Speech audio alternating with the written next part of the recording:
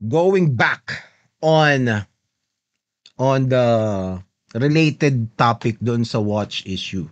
Okay, so dahil nga doon sa mga pinagsasabi ni VP Sara sa tungkol doon sa mga labi ng dating Presidente Ferdinand Marcos Sr., 'di ba? Huhukayin niya raw at itatapon sa West Philippine Sea ang bangkay ni Apo, 'di ba? At kanina kakatapos na natin pag-usapan, gusto niyang pughutan ng ulo tong si BBM, 'di ba? Which is actually very shocking. Kasi again, like what I said yesterday, parang medyo sanay ka na kay Digong na ganun. Tapos pero kay Sara, parang we thought that she is the milder version. May similarity sila, pero hindi siya kasing unhinged ni Digong. And dahil doon sa mga pinagsasabi niya nung press ko na yon, na-shatter yung belief nila na parang, putya, parehas na pa sila. magkasing, magkasing baliw pala sila. 'Di ba? So ngayon, etong mga Marcos, actually, I was expecting that BBM himself would have a statement about it. I was waiting for his reply tungkol doon sa ginawa ni Sara Duterte. I'm really curious kasi kung paano siya magre-respond sa ganung klaseng uh, pronouncements ng kanyang vice president, 'di ba? I think it is incumbent for him to say something kasi siya yung presidente eh. 'Di ba? Unang-una siya yung pinagbantaan, tapos yung pamilya niya yung binabastos, 'di ba? And he is the president. He's supposed to be the leader, 'di ba? Tapos hindi siya magsasalita. I think kung i-criticize man siya sa sasabihin niya, I think tingin ko ayan niya dapat harapin 'yun. And kung ako 'yon, sasagot ako eh. I'm just personalizing it. Kung ako lang 'yon, sasagot ako doon. You gonna threaten to desecrate my father's grave, 'di ba? Siyempre, ano 'yun? Una, personalan 'yun, at pangalawa, nandun siya sa nagsasalita siya doon sa office ng vice president as a vice president. Bakit mo gagawin 'yon? 'Di ba? 'Di ba? Parang official meeting 'yun ng vice president's office. Pero um a few days later, itong si Sandro Marcos ang nagsalita para sa kanilang pamilya, effectively, 'di ba? So, eto, meron siyang statement which I think um parang a missed opportunity ito kay BBM, kasi si BBM dapat ang nagsabi nito, 'di ba? Si BBM dapat ang nagpakita ng kanyang wisdom, ng kanyang leadership, 'di ba? Ng kanyang resolve at ng kanyang toughness. Kasi ang dating sa akin nito, parang nagtago pa eh. Parang takot si BBM eh, 'di ba? Parang takot ka dun sa vice president mo na babae na nagme-meltdown, 'di ba? So, hindi ko alam kung anong klaseng uh, processing ng isip na ginawa ni BBM, kung bakit hindi siya nagsasalita. Pero naunahan pa siya nung anak niya. Okay, so itong si Sandro Marcos, na ang pangalan pala ay Ferdinand Alexander. Alexander Sandro, doon pa lang galing yun. Okay? So ngayon, itong sinabi niya, "For all this time I have held my tongue out of respect for the vice president given the mandate she was given and the responsibility which her office holds. Okay? However, as a son, I cannot stay silent while she threatens to exhume a former president and behead an incumbent one. Besides, her bizarre temper tantrum has been condemned by a nation horrified from such displays of insensitivity towards the dead and the cruelty to the living. Forget that the objects of her derisions are dear to me, but I would also be remiss in my responsibility as an Ilocano representative if I didn't voice out my disdain at the abhorrent comments she so carelessly uttered. I can ascertain that my emotions are shared not only by my kakailian in the north, but across the country. For his part, the president had not said anything against her that can be remotely construed even as a mild rebuke against her tirades, which I think is a mistake, di ba? He even advised me to withhold my disappointment and refrain from making a statement. However, one must draw the line at some point and it's frankly long overdue. Diba? I, I don't think anyone can blame BBM if he said something. Hindi niya naman kailangan magwala eh, di ba? Hindi niya kailangan magwala. He just needs to say something, di ba? He just needs to actually parang ano yan eh, passiveness yun eh, 'di ba? Na parang na, isa yan sa mga pet peeve ko sa mga tropa ko na ano eh, na mga yung inaapi na tapos hindi nagsasalita tapos ang gagawin nila ikaw yung sasabihan nila ng sama ng loob niya, yung asar na asar siya pero hindi niya masabi dun sa tao mismo, 'di ba? Parang gano'n parang gano'n ang nangyayari dito. And for sure masakit 'yun, 'di ba? I'm sure nagagalit si BBM diyan. Ano ka, presidente ka? Naging presidente ka pa na ite-threaten ka lang ng VP mo, napupugutan ka in public nang walang takot-takot sa katawan, 'di ba? Tapos ikaw pa yung ikaw pa yung tatahimik. Eh, maybe it's just me, pero para sa akin, if I'm looking for a leader, yung mga ganong klaseng obviously out of line should not be taken for granted. Kumbaga hindi dapat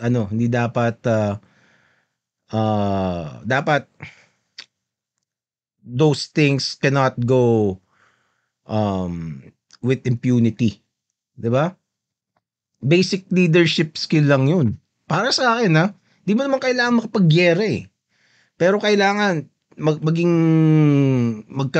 klaro lang yung stance niya na una, hindi okay yung sinabi mo, 'di ba? Hindi maganda 'yan, 'di ba? Dapat hindi mo sinasabi 'yan and uh,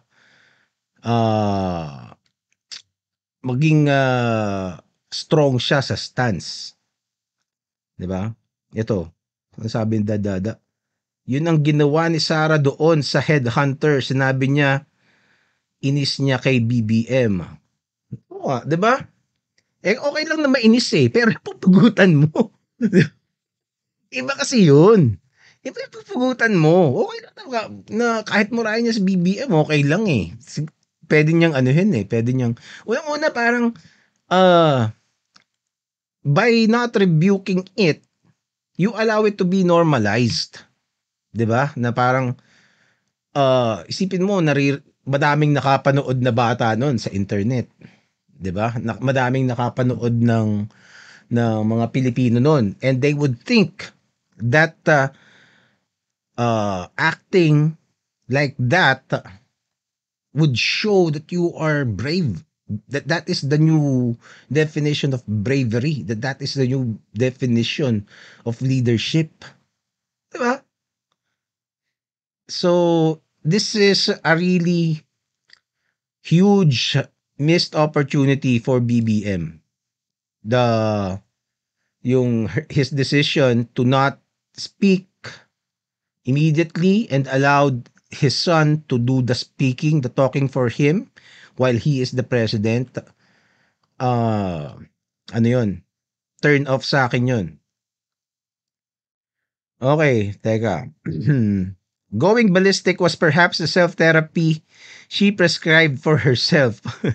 But she crossed the line, leaving the civic and civil space in which disagreements can be rationally argued. Let this be an opportune time to remind ourselves that we mustn't take our mental health for granted. Ito, sarcasm na to, 'di ba? Condescension na itong mga parts na to eh. Granted that above all else, I sincerely hope she is okay. As such, I still wish the Vice President well. Ultimately, her success, like the parents, will be the success of our nation as a whole. May she find the peace of mind and mental clarity that seems to be eluding her. Ano? Agyamanak. Siguro Ilocanong ano yan, salita. So, actually, this is a mildly strong-worded statement. Hindi pa siya all out strong. And again, BBM could have been the one who wrote this. And kasi sa palagay ko, medyo malamya na presidente ang dating ni BBM talaga eh, 'di ba? Hindi siya maangas na parang hindi sa malamya eh, pero parang parang konyo kid na walang alam sa mundo. Alam mo 'yun, na insanely out of touch na tao na parang he's like a kid who never grew up. Ganun ang impression sa akin ni BBM eh, na parang walang real world experiences but to party and alam mo yun, bisyo, mga ganyan. Somebody who never really experienced adversity in life or real struggle as nakatulad ng mga normal na mamamayan. And I would not blame him kasi hindi naman niya kasalanan na pinanganak siya sa mundo na yan, di ba? And but he should know better given that he had been exposed to a lot more supposedly wisdom from learned men, learned people, learned institutions, 'di ba? Nag-aral ka pa sa ibang bansa, sa Europe siya, sa Amerika yata din nag-aral siya. Tapos simpleng tirada ni Sara Duterte, hindi mo you don't know what to say. 'Di ba? So sayang. Sayang ka BBM. Uh, ano siya, lalo lang naging weak ang tingin ko sa kanya. So if verbal tirades from VP Sara hindi siya makapalag, 'di ba? Kasi hindi mo pwedeng idahilan sa akin na gusto ko lang maging pacifist eh. Hindi. Kasi meron ng buong angkan nyo ininsulto niya, 'di ba? Yung dignidad noong tatay mo na dating presidente ng Pilipinas while you yourself is the president right now. Tapos wala kang hindi ka nakapalag. Parang you're just gonna pretend that it didn't happen. It's weak. It's weak. So, yun. Ano pang sasabihin ko dito?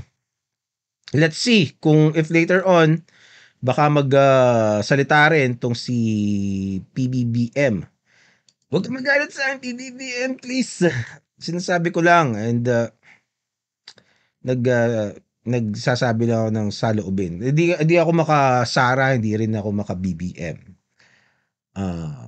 Right now, I am, apolitical pagdating sa Philippines. Mas may paki pa nga ako sa politics sa US right now. Kasi masyadong personality based itong politika sa Pilipinas. And, although it's fun to follow din and analyze some things, pero there's really no political theory involved in this, especially dito sa feud na ito, 'di ba? They're just two families, struggling for power. Parang Game of Thrones lang 'to, walang, there's no ideology involved, there's no philosophy involved. It's just their own uh, personal benefits ang nakataya. So, 'yon. Anyway, hopefully it changes sometime in the future. Uh, 'Yon, I suppose 'yun ang ating ending sa story na ito. Okay, paalam, paalam.